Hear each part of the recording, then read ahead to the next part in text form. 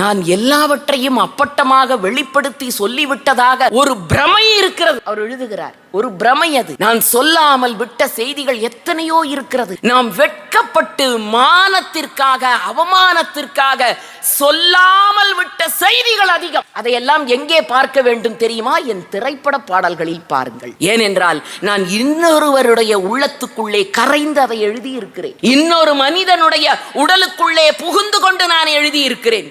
சில பேரை என்னால் நேரடியாக பேச முடியாத காலகட்டத்தில் எனக்கு கிடைத்த இயக்குனர்கள் அதை எனக்கு வழங்கினார்கள்.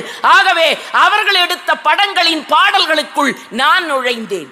கண்ணதாசன் எங்கே கரைத்து கொண்டார் என்றால், எம்ஜிஆருக்கு பாட்டு எழுதும்போது கண்ணதாசனை கண்டுபிடிக்கவே முடியாது. ஏன்னா எம்ஜிஆரினுடைய சிந்தனை கோட்பாடு அத்தனை அந்த பாட்டுல உட்கார்ந்துரும். காற்று நம்மை அடிமை என்று விளக்கவில்லையே, கடல் நீரும் அடிமை என்று சுடுவதில்லையே, காலம் நம்மை விட்டு விட்டு நடப்பதில்லையே, காதல் பாசம் தாய்மை நம்மை மறப்பதில்லையே, ஒரே வானிலே ஒரே மண்ணிலே ஒரே கீதம் உரிமை கீதம் பாடுவோம் என்று விடுதலை போராட்ட கவிக்கு இணையாக ஒரு பாட்டை இவர் கொடுக்க முடிந்ததென்றால், ஒவ்வொரு பாத்திரத்திற்குள்ளும் கண்ணதாசன் நுழைந்தார்.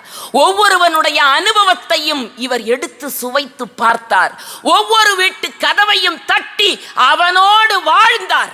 அவன் வீழ்ந்த பொழுதெல்லாம் இவர் பாட்டவனுக்கு ஊன்றுகோலானது.